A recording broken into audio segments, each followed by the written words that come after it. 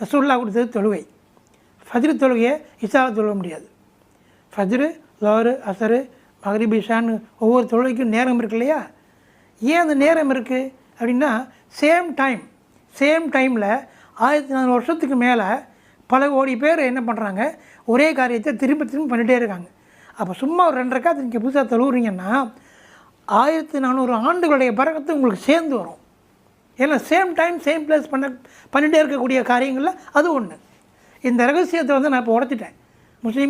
முஸ்லீம்களுக்கு அவங்களுக்கே தெரியாமல் செஞ்சுருக்கக்கூடிய ரகசியம் என்னன்னா, ஒரே நேரம் ரசூலுல்லாஹ் இதெல்லாம் விளக்கி ரசூலுல்லாஹ் சஹாபாக்கள்கிட்ட சொல்லலை. அதனால் அவங்க சுருக்கமாக இது செய்யாதீங்க அப்படின்னு சொன்னாங்க. அது விளக்க உதவு செஞ்சுட்டு தான் தொழணும். ஏன் உதவு செஞ்சுட்டு தொழணும்? தண்ணி பட்டால் பாடி ரிலாக்ஸ் ஆகும். பாடி ரிலாக்ஸ் ஆகுனா பாடி ரிலாக்ஸ் ஆகிற அளவுக்கு மைண்ட் ரிலாக்ஸ் ஆகும்.